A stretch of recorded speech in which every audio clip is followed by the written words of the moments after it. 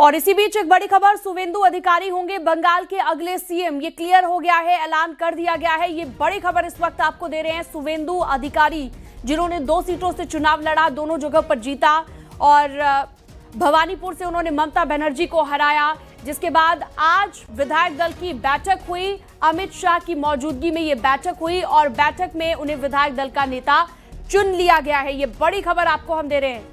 विधायक दल की बैठक में शुवेंदु अधिकारी के नाम पर मुहर लगी है और अब शुवेंदु अधिकारी बंगाल के अगले मुख्यमंत्री होने जा रहे हैं। ये बड़ी खबर इस वक्त न्यूज़ 18 आपको दे रहा है। शुवेंदु अधिकारी बंगाल के अगले मुख्यमंत्री होंगे।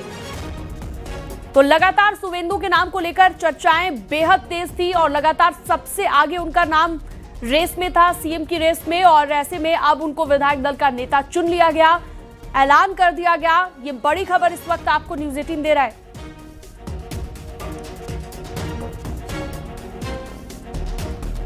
तो बीजेपी के सभी एमएलए कन्वेंशन सेंटर पर इस वक्त मौजूद हैं कोलकाता में। अमित शाह की मौजूदगी में विधायक दल की बैठक हुई है और बैठक में उन्हें विधायक दल का नेता चुना गया, अगला मुख्यमंत्री चुना गया। ये बड़ी जानकारी इस वक्त न्यूज़ 18 आपको दे रहा है। शुवेंदु अधिकारी जिन्होंने नंदीग्राम से भी चुनाव लड़ा, भवानीपुर सीट से भी चुनाव लड़ा, दोनों जगहों पर जीता और ममता बनर्जी को उन्होंने भवानीपुर सीट से हराया है। और यही एक बड़ी वजह मानी जा रही थी कि शुवेंदु अधिकारी का नाम सबसे आगे था सीएम की रेस में। ये बड़ी खबर इस वक्त। शुवेंदु अधिकारी अब बंगाल की सत्ता को संभालने जा रहे हैं। पश्चिम बंगाल की सत्ता, जहां पर 15 साल तक ममता बनर्जी ने राज किया, अब वहां पर शुवेंदु अधिकारी राज करने जा रहे हैं। और कल सुबह 11 बजे कोलकाता में शपथ ग्रहण रहेगा, उस पर भी न्यूज़ 18 की नजर बनी रहेगी। शुवेंदु अधिकारी अब बंगाल के अगले मुख्यमंत्री होने जा रहे हैं। तो कल मुख्यमंत्री पद की शपथ लेंगे, 11 बजे शपथ ग्रहण समारोह होगा।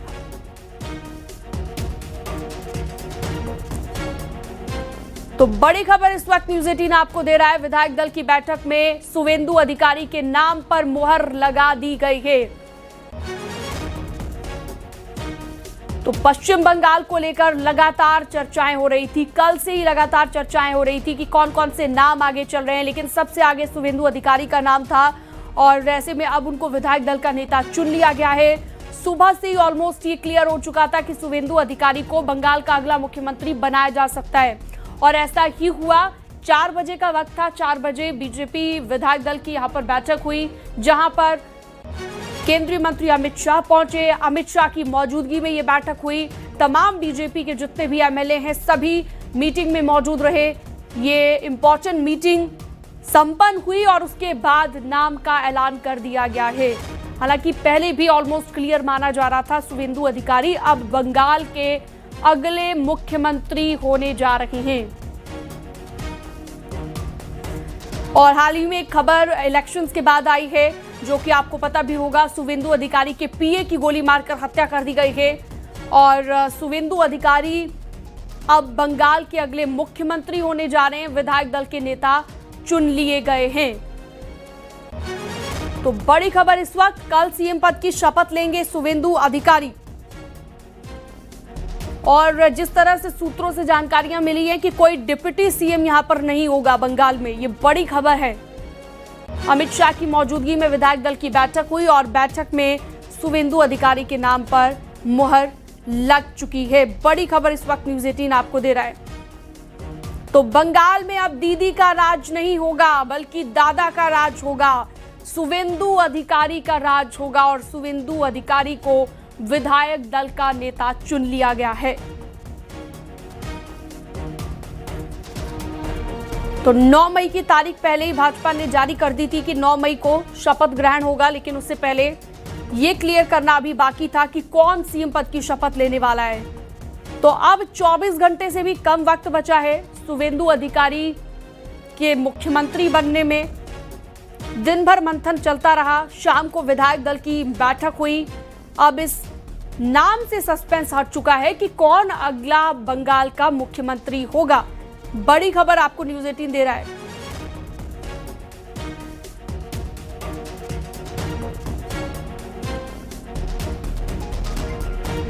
तो अमित शाह की मौजूदगी में विधायक दल की बैठक हुई और अब नाम क्लियर हो चुका है। बंगाल में अब दीदी का नहीं बल्कि शुवेंदु अधिकारी का राज होगा। कोलकाता अगर आप देखेंगी तो भगवा में हो गया। हर गली में, हर मोहल्ले में, हर सड़क पर आपको भारतीय जनता पार्टी के झंडे दिखाई देंगे।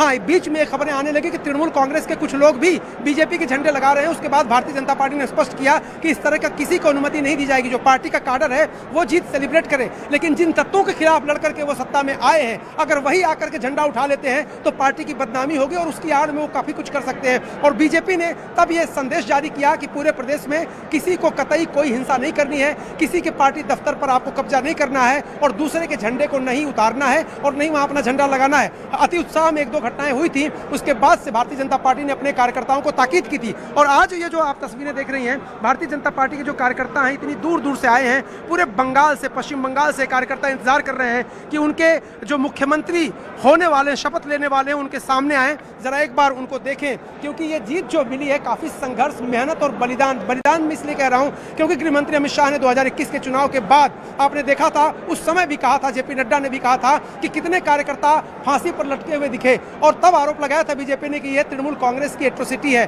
तो उस संघर्ष के बाद जहां पार्टी का झंडा लगाना मुश्किल था, आज पूरे देश में जहां भारतीय जनता पार्टी की सरकारें मैक्सिमम स्टेट में है, पश्चिम बंगाल जैसे मुश्किल स्टेट में भी उनकी सरकार बननी एक ऐतिहासिक उपलब्धि उनके लिए जरूर है। और ये जो आप तस्वीरें देख रहे हैं, ये जो भीड़ देख रहे हैं आप, ये जो कार्यकर्ताओं का हुजूम देख रहे हैं, जय श्री राम के नारे